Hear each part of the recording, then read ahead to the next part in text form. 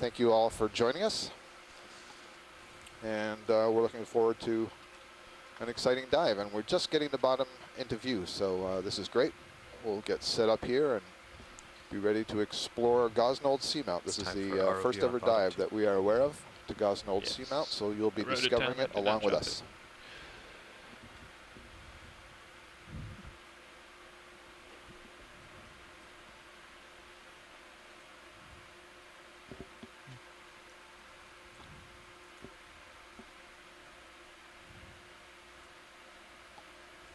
Wow.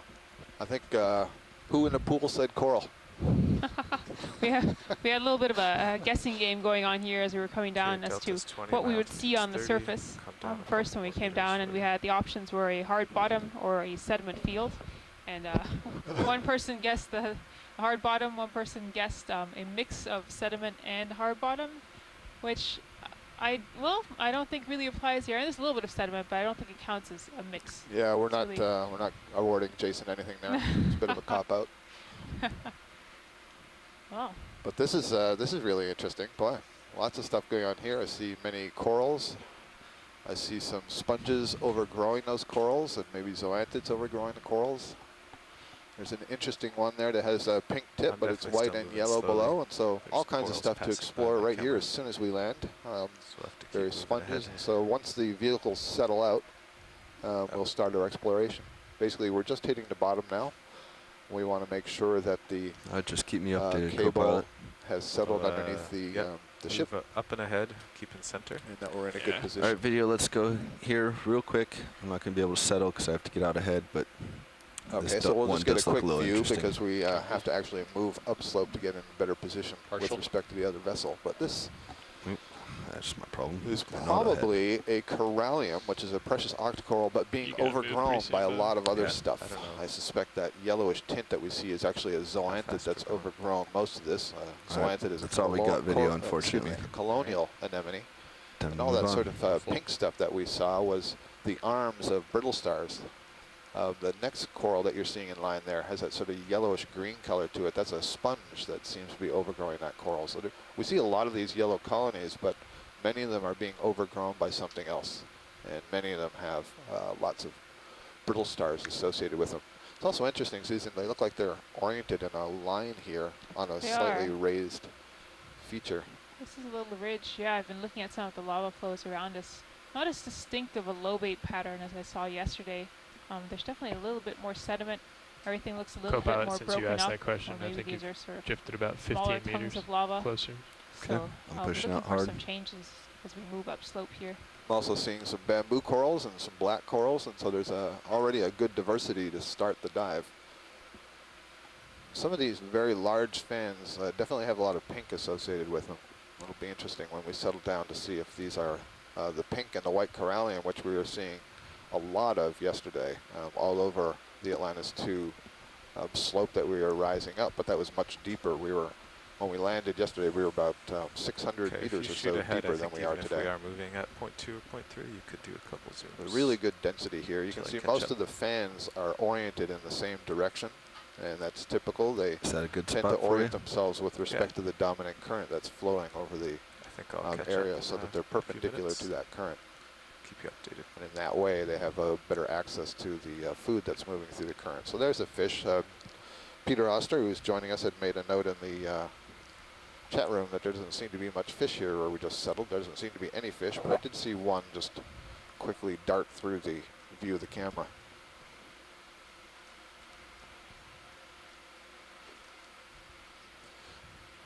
Now, one coral that we haven't seen yet, at least in the last dive, was something called Candidella. This is a primnoid Octa Coral, and one of the things that you typically see when you see Candidella is it has a lot of brittle stars up at the tips, and I'm wondering if that's what we're getting into right down here now. Switch my tether cam over there out for the opposite manip cam. Sure.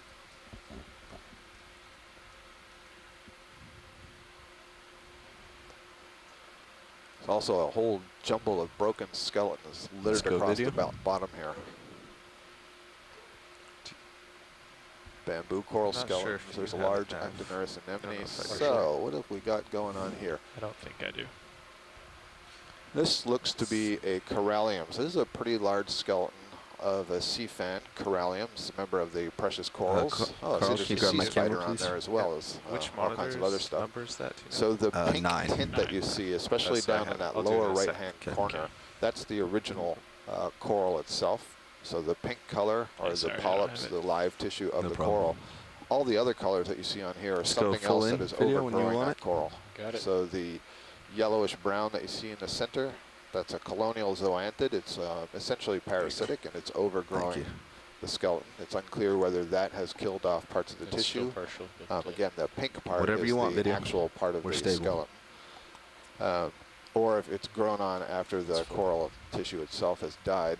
You can see there's just at the upper part there's a bunch of like snake-like arms with spines. Feel free to drive it around, co-pilot. Those are brittle stars you can keep it in. that are clambering up, climbing onto this coral fan. You and video work it. I'm holding that up position. into the water column to grab stuff out of the water column to feed on. There's a sea spider right there in the center. Maybe we could have a close look at that. There you go. This is a pycnogonid, is the scientific name. Little sea spider. We've been seeing sea spiders fairly commonly on our dives in the canyons and on the seamounts.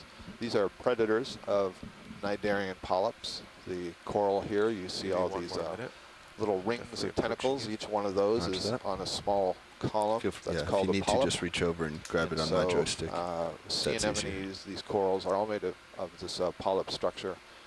And the pycnogonid sea spider will feed on those by inserting a long proboscis into it. Happy with this watch, Lee? Yeah, that's very nice. All right. Actinurus anemone to the side. There is a bamboo coral, also very thin skeleton on the left side.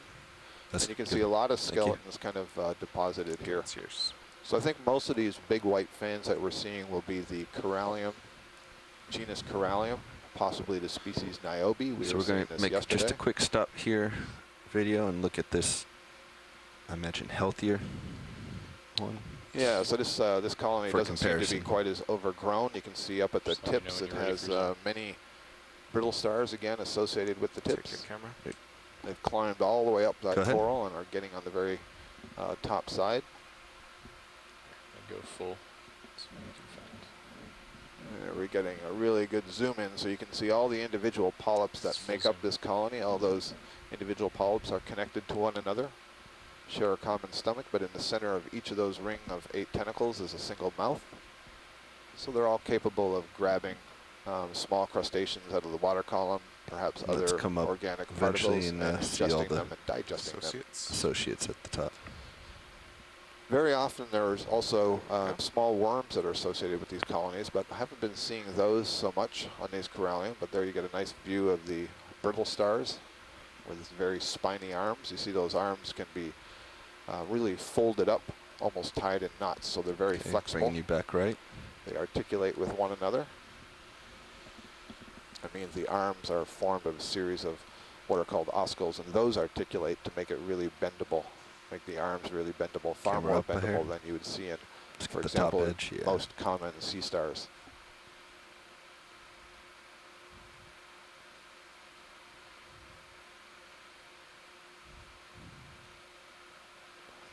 It's interesting, yesterday we were on the Atlantis 2 seamounts and we saw a lot of this white corallium species. We actually saw more of let's come wide then. But we did see these white ones.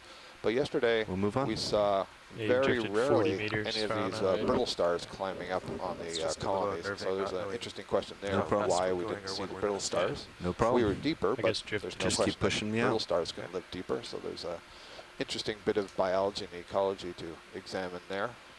Luckily, it's less than 45 degrees. See some of these yellow-green sponges on the bottom. There's one of those pink colonies. So we have the pink corallium, which may be Corallium bathyruberum, possibly, and the white one, which is Corallium niobe, possibly. So we'll leave the names a little bit tentative. Can we get a quick zoom of that orange, yellow in the center? That's what we're going for.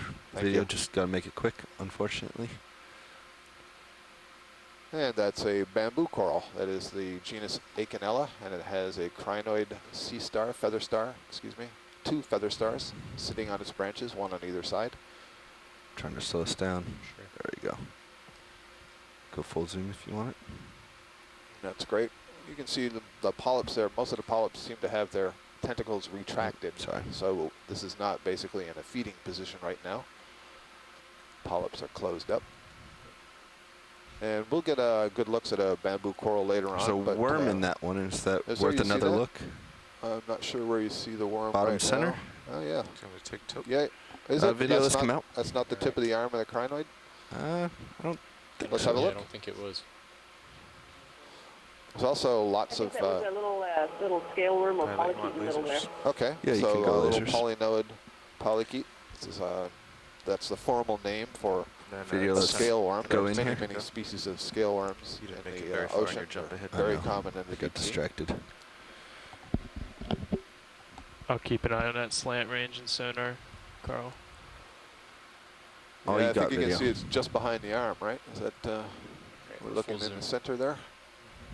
There's the worm in the back. Yeah. Little red and white stripes almost. Yeah. I'll take your Yeah, camera. he's tucked in there. That's going to be a tough one to ID, but I agree with you that that is a scale worm. Yeah, sorry about So we that. have a Actually, scale there's worm associate. No, that's objects fine. in the way preventing us from stabilizing. There's also branches on that coral blocking you. Yeah, well, that too. Yeah, All right, let's come wide if that's we great. got So we're looking at a a feather little bit of a star there, slant. comatulid crinoid. So you're seeing these The sort white of ones in the wispy back up. branches also. Coral's in the way for they're that sort of one, a okay. whitish, light purple color, and they're all over the bottom here. Those are a different kind of bamboo Is that coral. Oh, yeah, that's What good. we refer to as a bramble, growing like a bramble. Lasers off. Sorry, Carl. That one was different, so I got distracted. I've been looking at this Looks like a lava flow black texture coral that we see here and trying right to figure below out us. what's going on. Quick zoom video. Again, I Oh, never can't mind. tell how We're much moving of too the quickly. sort of roughness of the surface My camera didn't is respond. due to rubble that's fallen down from above It's a tall one. and just looks Wow. like it's part of the surface now. There's also a lot of sediment, lots of things growing over it. I'm tentatively calling this a jumbled sheet flow. It doesn't have that really smooth lobed pattern we saw yesterday. Lasers. Jumbled morphology would mean it's higher, lower viscosity, so flowing faster. The solidified top of the flow will get sort of bent over itself and broken up. Go ahead and zoom on this while you're That is a passing tentative by. Yeah, let's go partial.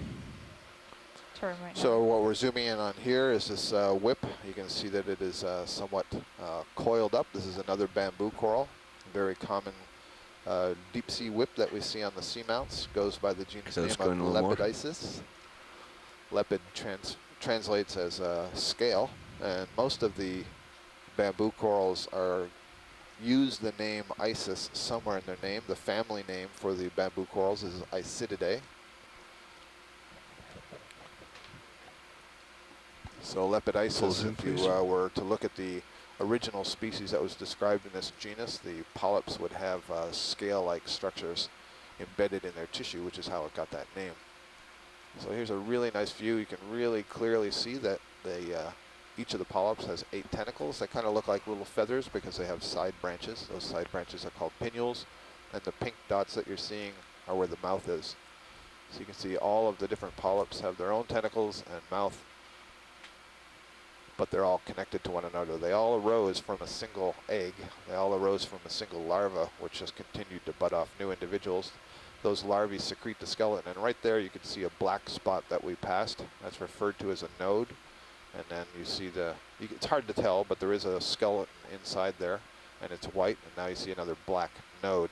So we have internodes between the nodes, and it's that alternating black and white that gives it the appearance of a bamboo stalk, which is how you get That the was name cool. bamboo coral. Yeah, it looked like all the polyps stood up to attention there, didn't it? Okay. We gonna let refer it to drift this out. one as long bones Really because the length of each of those internodes Now let's is come really on. quite long Sure. between the nodes. And perhaps almost we'll made it to see the some top. other different kinds of bamboo Pushing on. corals that have shorter What? internodes. Back away from him. Those skeletons may be hollow. They're often not hollow, but some of them are drifting kind of like uphill. a soda straw. All right. Good way to The keep things. diameter or the thickness of the It's true. skeletal wall of that sort of soda straw can vary from species to species as well.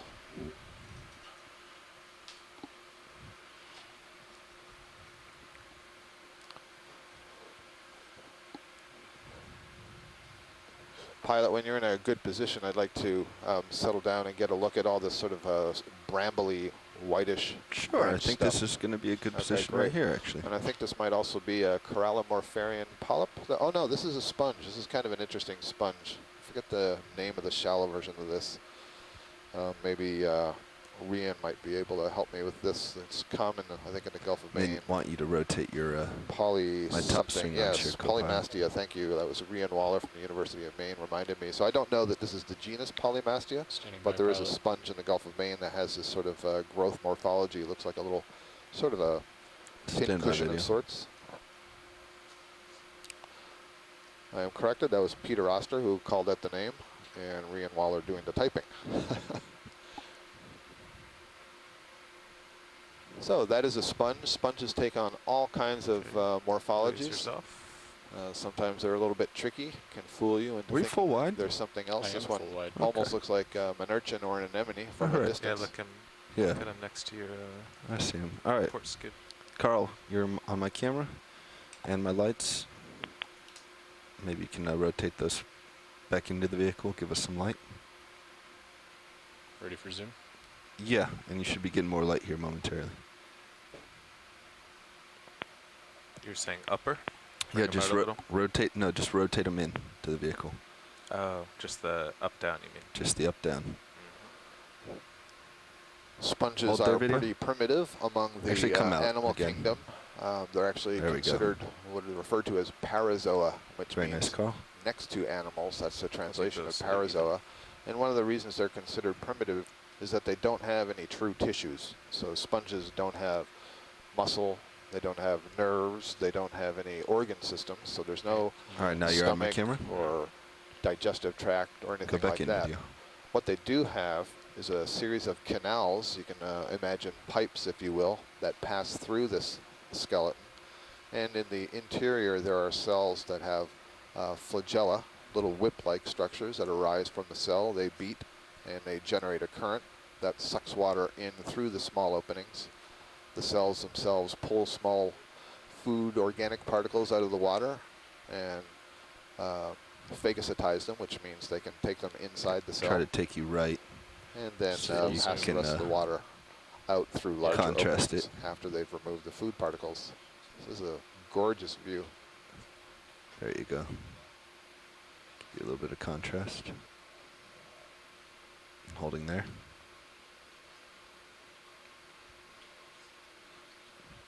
The skeleton of a sponge is made up of silica fibers, glass-like fibers, as well as some protein-type fibers called spongin.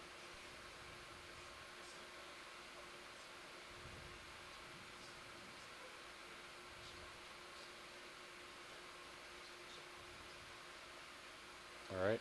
Should be good. And then let's come wide and co-pilot if you tilt up. That's gorgeous.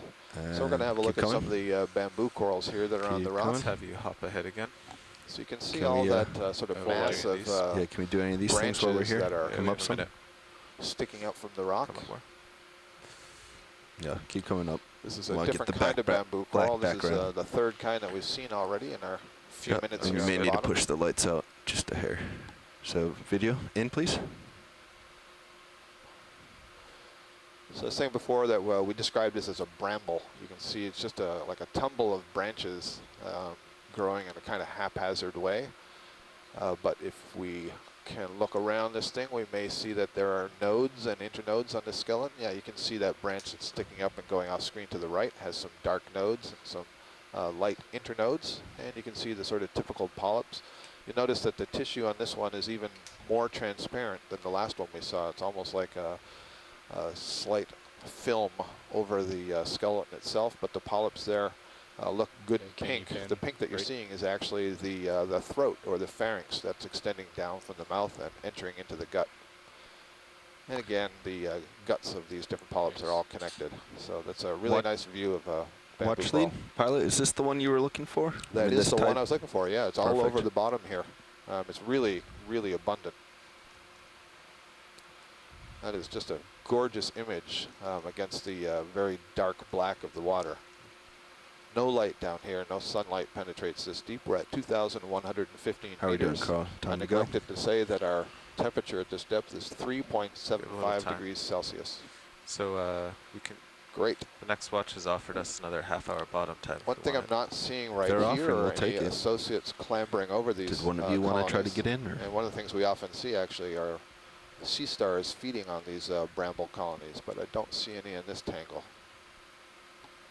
And you can just see how dense they are covering this rock, and lots of broken up skeletons as well that are contributing to the All right, I'm going to keep driving then. masses of sediment, Should large particles. There's a fish ahead, in the upper right column. you should go in, Chris. I did a Corner, excuse me, upper right corner. Yesterday bottom too. recovery yesterday. Sorry, what was that, watch lead? There's a fish in the upper right corner. Yeah, we'll Thank try you. to capture him.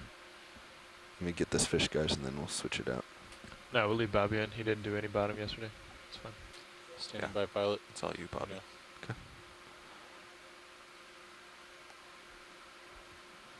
It's Let me acting get like a rid of the halosaur, but we'll see what reflection. our All right, coming around. ichthyologists on shore have to say about this. Probably want your lights back out now that you're not looking straight down to the sponge. Oh, I thought you put them out. Hold here for the moment, Carl. Okay. We're getting some good light on this guy. Go ahead, video, whenever you'd like.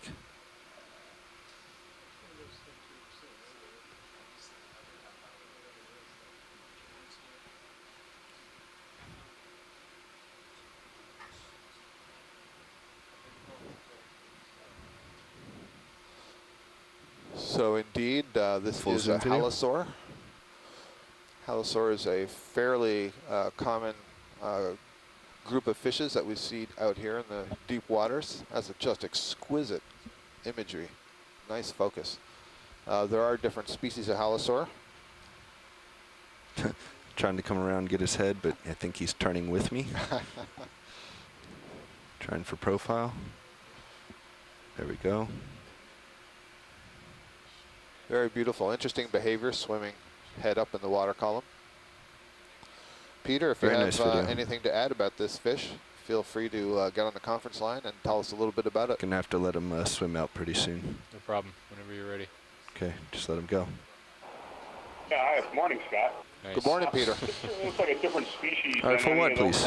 any of the ones we've seen earlier, And he's based on the morphology of Pen the back down. scales along the lateral line.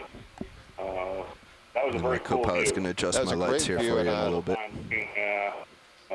Looking at All the right. keys here. Before we do the lights, let's Yeah, get we've you. got really nice focus, so up if and that is a ahead. new species from what we've been seeing, hopefully you'll get the Scout it imagery, out. the good Yeah, detail. we've been keeping Pushing track of forward. of the orientation of different fish too, over the bottom and up in the water column, because as ambush drifting zooplankton as well as feed organisms on the Coming to the seafloor. right of this little ledge. Cool. Thank you, Peter. Okay. Do your lights now. Both back up. So we have different species of halosaur, and that's different species from the others that we've been seeing out here. And one of the things that Peter's noting, if we can get a zoom on this red coral, this is going to be a paragorgia being overgrown by zoanthids. I recognize this from some of our previous seamount work. But just to get back to what Peter was saying, Stand by. the different species may have different behaviors and how they hang in the water column, how they orient the bodies, and the sort of food that they are looking for. So if you look at the Sirius view, you see that this is a pretty darn good slope that we're on here. Coming back around for it, video. It may be that that's looking off of this ridge that we are planning to climb. I'm not sure if that's the ridge itself or is this just some local rock outcrop. Quite spectacular though. I'm not sure I'm going to be able to get the angle I want on him. Are you still moving, co-pilot? Always. Yeah, but other side is uphill. I'll have to look down.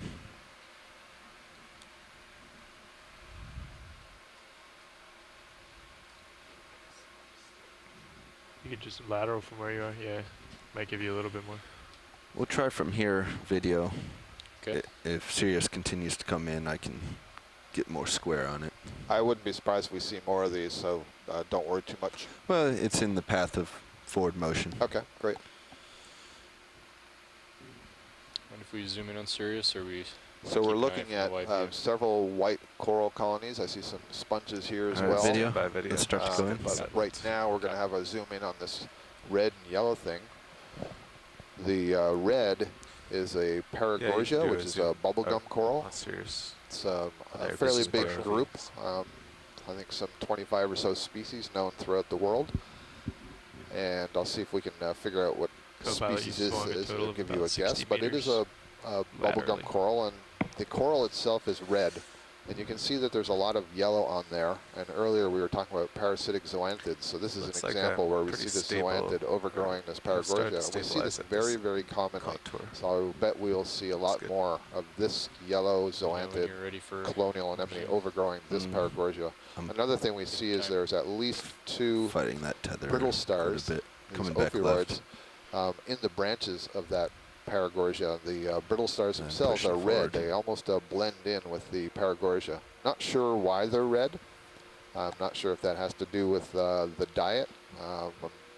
You know, perhaps some camouflage is an idea, except that there's no light down here, and I'm not sure that there's any predators that would be able to discern them from the background. Anyway, in general, a red color in the deep sea basically are black because the red wavelength doesn't transmit this deep. Tough time maintaining stable heading.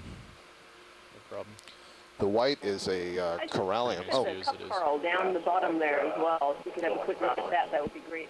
If it's at all possible, Bobby, apparently there's a cup coral down a little bit lower. Oh yeah, it's on the right side. You see a little pink thing sticking off. Now it's about halfway up the screen, upper right corner. Oh, there it is. Yep, sticking off the end. Great. Yep, we later look at that, Rian. The white colony that we're seeing there is corallium. You can see it's also overgrown with a different kind of zoanthid. It's a lighter yellow. So zoanthids take advantage of some of the habitat that's created by these coral skeletons. All right, video, let's go in grow here. up on over it, allowing them to get higher in the water column. You see that purpley thing in the background that just went off the screen. That was a sponge, but here we're looking at a cup coral. Full zoom if you really small. It is alive. I can see the tentacles. I see a little stick-like sponge in front of it. Yeah. That's a tiny one, Rian. It is. That's a pretty small one. Thank you so much. Yeah. Do you have any idea, Caryophilia or something else, or is it too small to be able to say? It's probably not a Caryophilia. It's probably either a Desmophyllum or maybe a Dania. Okay. I can't tell unless you get a really close-up view of the very central cavity. How are we doing, Carl? Right, to be able to see the septa. So yeah, maybe hopefully we'll see some bigger ones later that we can look down into. Steady state. I mean, are we to the point that we want ship No question, moves, it's a live cup coral though. That's good. Or are we still relying just on layback? I think we've stopped. So once you're done looking around here. Video, let's try this guy again. Do a ship move. Cup coral. Yeah, I'm okay with the ship move whenever you two are.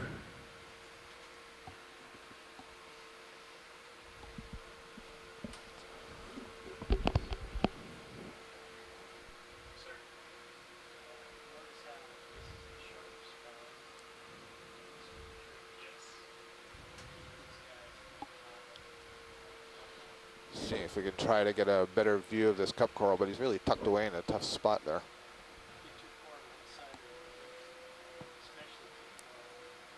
It's full zoom. That's good. We're not going to learn anything more without looking in front of it. But you see this yellow thing on the lower part of the screen? That's looks like an Octa Coral that is overgrowing yet another skeleton. So that's probably a stoloniferous type Octa Coral overgrowing some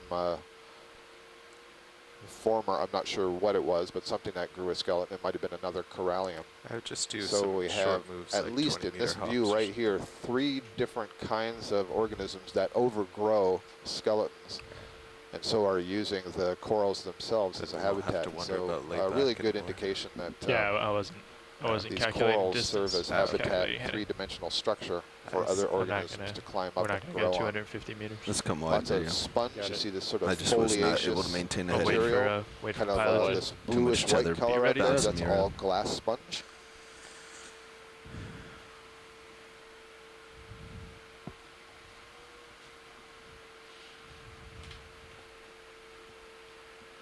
So there's a look ahead. Looks like it maybe is a local. feature. Let's come wide on Sirius. Got it. Full wide, all cameras.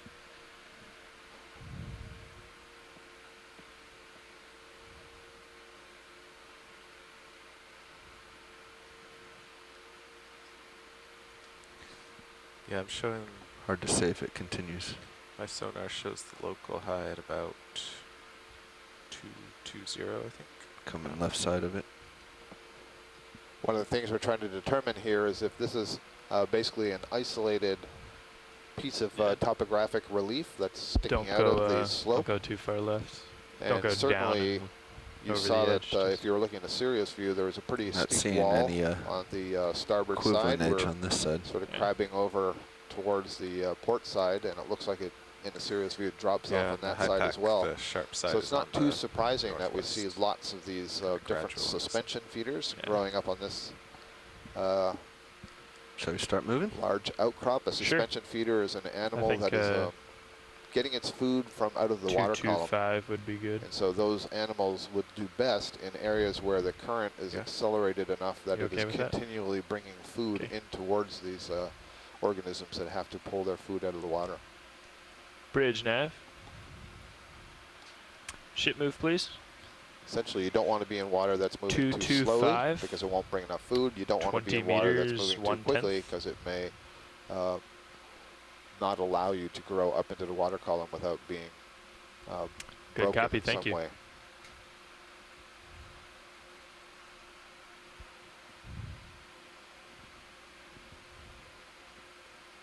As we proceed on our dive today, we are climbing up essentially the spine of a ridge that is climbing to the southwest.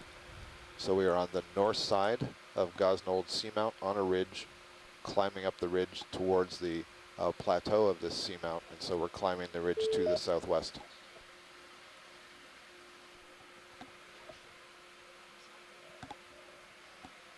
Yeah, it doesn't look like it drops off, but it's certainly steeper. That's for sure. Coming back left.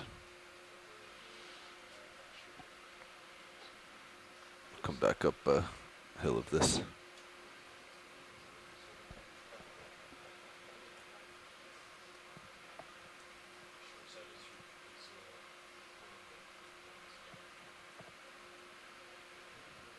All right, here's our ridge, our backbone.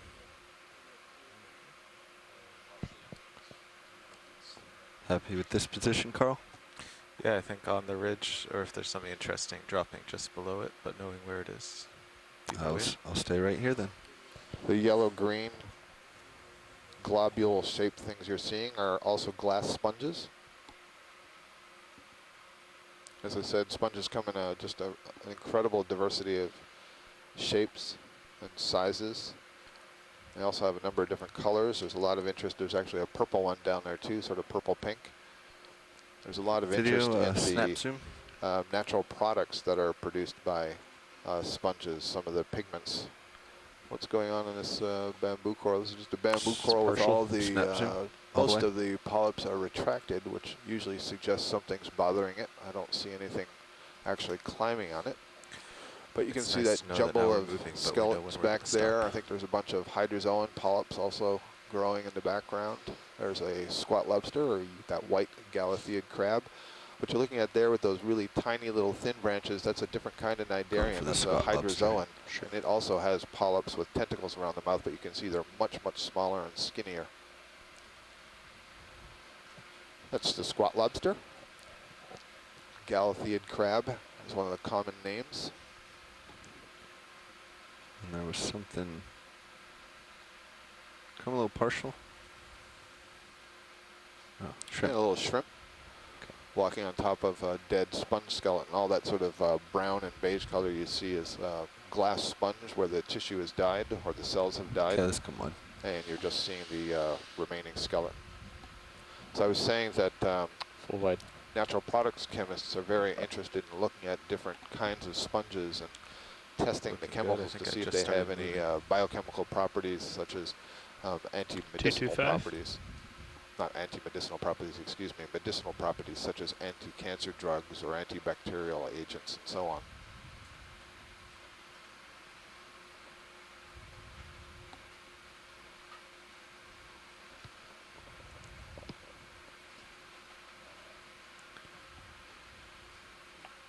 Anything jumping out at you, video or watch lead? We have a few minutes here. Yeah, Susan's going to describe a little bit about all the debris here.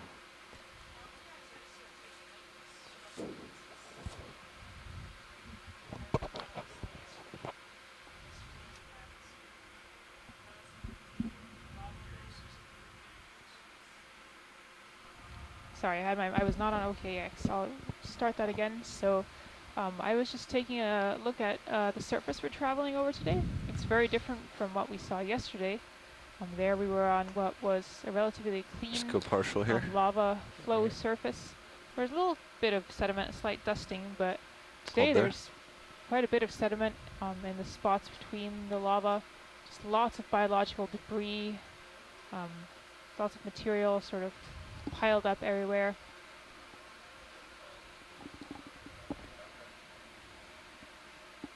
Yeah, let's get a snap zoom. Let's see, we have a sea cucumber here, our first sea cucumber, holothurian of the day. You can see that it's fairly transparent. Sea cucumbers are members of the phylum Echinodermata. Spiny skin. These are related to the sea stars and the brittle stars and the crinoids that you're seeing. They all have tube feet. And you can see through the tissue, you see that coiled thick string, kind of cream colored. That was the intestine that you're seeing, and it's all packed with sand grains. Basically, these things feed on the mud and the sand and extract the organic particles from the mud and sand. Just an incredible jumble of branches and bits of colony of these bamboo corals. That's especially interesting because yesterday we were talking about how it looked like the corals and sponges and everything was just neatly spaced out, almost in either a line or a grid, as if they were sort of preserving an area around them. Can we zoom in and on that's that definitely not happening black here. overhang? That's right. I think you and I were talking about that, and then one of the ROV pilots, Carl, asked a question about that as well. And here's a place where we see that there does seem to be a lot of competition for bottom space. Things are just growing all over. And so that's a pretty good indication that there must be a substantial amount of food that's flowing past this particular summit. One of the things we're not seeing are really tall corals. I don't see anything that's a meter or 2 meters tall. We did see a couple of, I guess, bamboo whips earlier, but there aren't that many of them. Come up on the camera. I'll remind you again that most of the hard surfaces we see here are covered in what's known as manganese crust. Again, this is manganese that's in a particulate phase that crystallizes out of the water column and settles onto these hard surfaces that are already on the bottom. And there could be up to several centimeters thickness of manganese crust here. Could be anywhere from coating to quite thick layer. And it all depends on how far away the closest hydrothermal fluids were. Happy there, video? Lots of manganese comes out we'll come down at vents where hot fluid is moving through the crust, leaching out material from the rocks and putting it out into the water column. Or just one to whatever. That all gets dropped out down, pretty close to those vents. Okay. So again, the actual thickness of that crust can vary a lot away from vents. So tends to build up can't really take my a rate of about, let's say, 1 to 3 millimeters per million years, so very slowly. Yeah. So bring them all the way in. Yeah.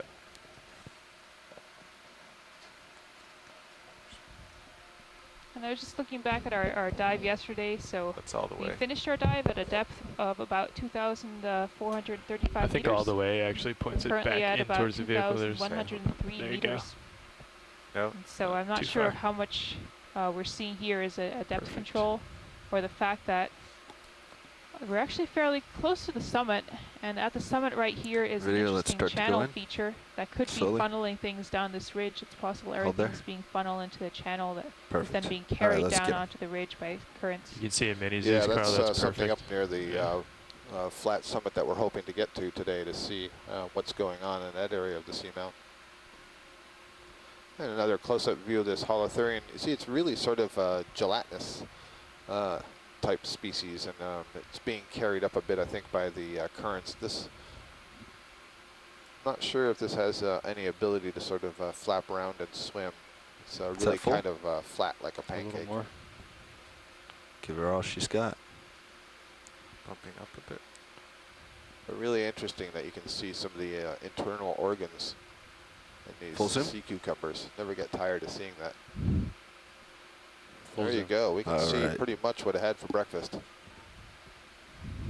So you're looking at the intestine there, just packed with some of these sand Bump grains. up right here. There you go.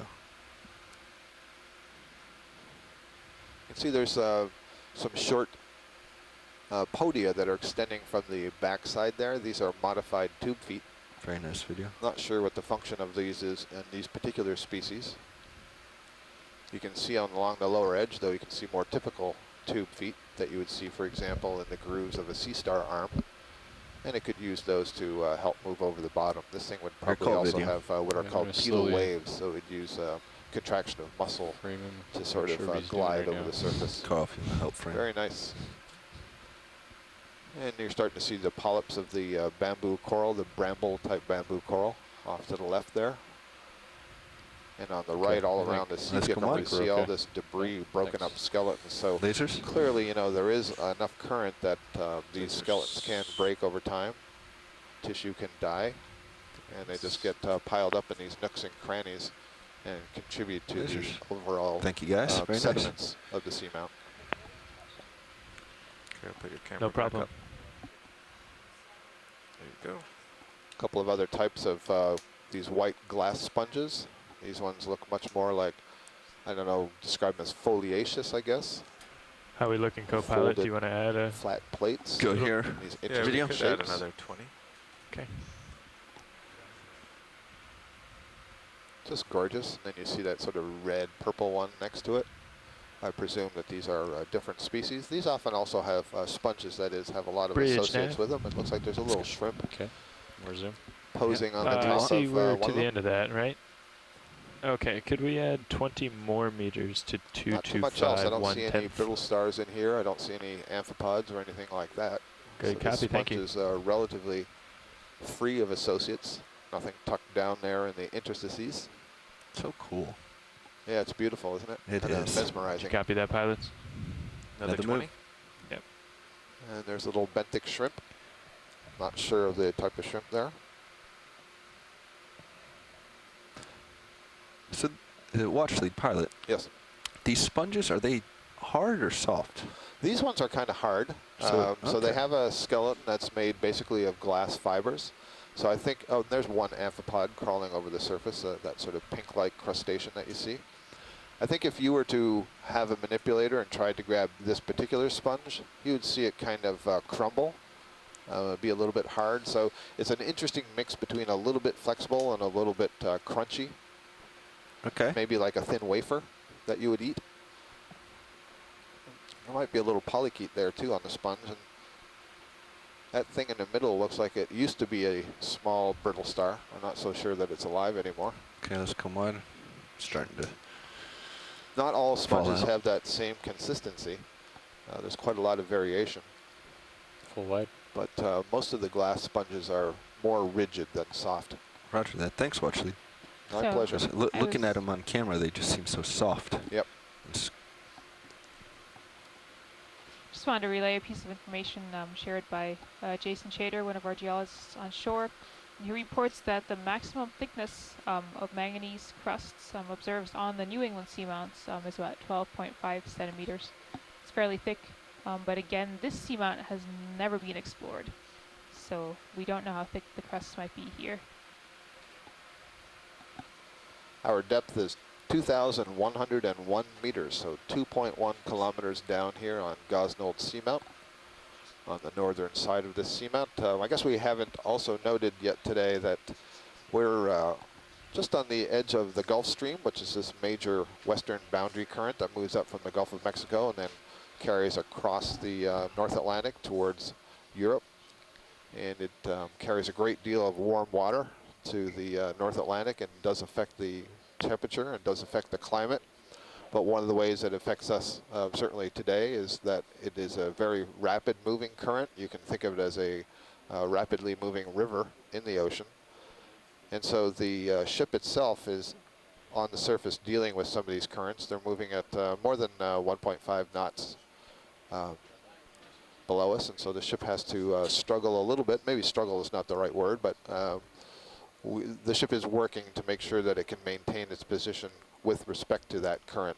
We're pretty fortunate today. It's a relatively nice sea state. We don't have very big swells. The wind, what's the wind speed there, Susan? Looks like it's about 5 to 6 knots right now. 5 to 6 really knots. Not too bad. Yeah, not at all. 15, I think, was our worst when we actually dove. 15 knots. Yeah, when we started on that deep dive in Asterias, we were between 20 and 25, and certainly the wind is blowing harder when we're not in the water, but that's a nice, gentle wind. So conditions are pretty good. So the ship's crew are able to maintain the ship against this current in the heading that is required in order to tow the Sirius camera sled over the bottom, and the Deep Discoverer ROV is attached to the Sirius. And so where Sirius goes, ultimately, so too does the Deep Discoverer. Deep Discoverer has a tether that's approximately 30 meters in length, and so it has some play, and that's what allows us to sort of explore around here a little bit independently. But every so often you'll hear us say we have to pick up and go, and what that means is that the ship and the Sirius camera sled have made a move, and they're moving through the water column, towing upwards along the seamount, and so the Deep Discoverer has to get up and follow, or else it's going to be tugged by its tether. Hi, Scott. Hello, I think I heard Jeff's voice. Susan. Yeah. Jeff, you're in the pilot seat. Welcome. Thank you. Nice to see you. I take it we're just heading up this little ridge right here? We are headed up this ridge in a direction essentially towards the plateau, and we just started exploring here, and there's lots to see. Okay. During our pilot exchange, Sirius caught up to me a little bit, so I'm just going to push ahead a little bit, and then we'll look around. Sounds good. I was just explaining to the public that's tuning in exactly the dynamic between the vessel and Sirius and the ROV, so they should understand when you say that. So camera angle is at 45 So we're in exactly degrees. that position where the Delta vessel is and 15. Sirius have basically caught up to where the Deep Discoverer ROV is, and Looks so like I'm what we pushed do, out. the pilot will then drive Moving forward. at 0.1. So he's sort of leading that train, and then he'll have time to settle down and do some exploration while the vessel and the Sirius camera sled kind of pass towards us. And then once that Sirius camera sled is more or less directly above the ROV, it's time for the ROV to pick up and sort of jump out in front again. And in that way we get all the vehicles moving in a safe manner and are able to cover some ground and move up the slope. So we have 2 black corals here in our view. These are the orange-looking corals that you're seeing. So it may be a little bit confusing to call them black corals and refer to them as orange. The tissue, the live tissue of a black coral is, in these particular species, has an orange color, but the skeleton itself is black, and so the name of the black corals comes from the skeleton itself.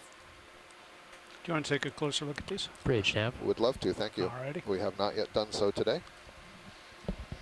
Ready when you are. Oh, and I also see a stock crinoid just wanted to let you sticking know out that from we made a the watch right change side. down here. Copy. Got new people in the front row in the control room.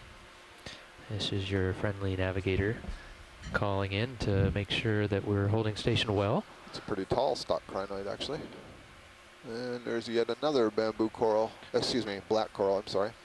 Another black coral that's just coming to view here. So the 2 that you see that are kind of feather-like, those are called Bathypathes, and the one that's in the center, the one I think we're going to have Shall we on. go in on Our this current course? bailout is to drift to Sauropathes. the northeast, is that right?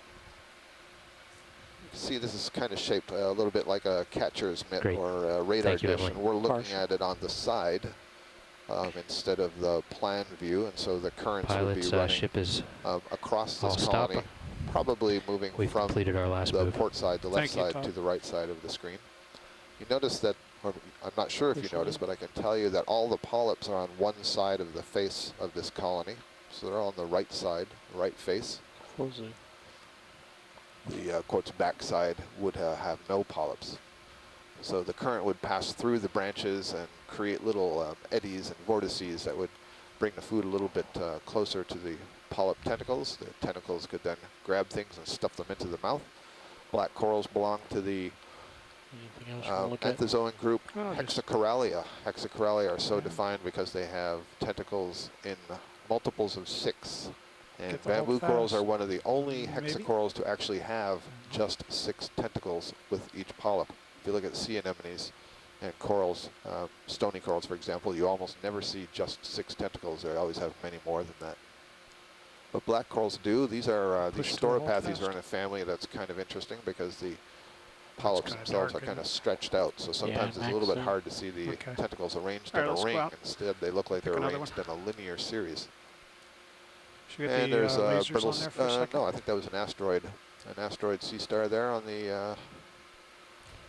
If we can get a close look at that white star, that might be interesting. I don't know if you have to move on. I just want to verify if that's an asteroid, a sea star, or if it's an ophiuroid or brittle leave the lasers on for a little while.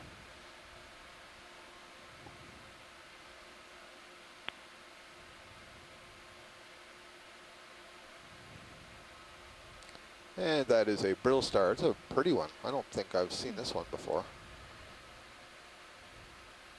That is gorgeous. So this would belong to the Ophiuroidea. This is a class of echinoderms, the brittle stars or the snake stars. And earlier we were looking at the ones that were on some of the coral colonies. They had the very spiny arms. There was another one on that red bubblegum coral that was red in color. So this is yet another species. You can see it has a very well-defined central disc, and it has these arms that are clearly set off, and you see they're very flexible. They articulate very nicely. And the coloration on the upper surface there I haven't seen before.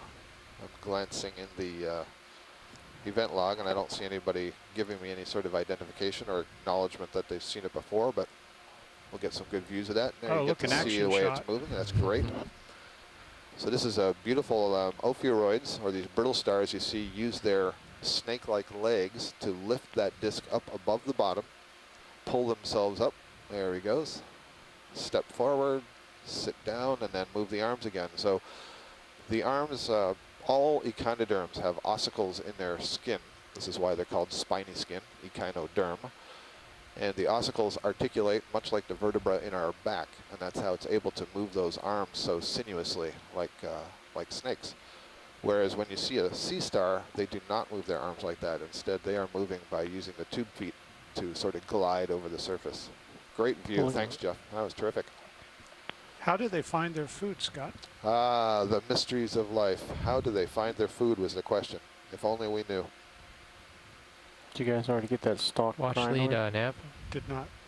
No, we just sort of passed it quickly as we were zooming in.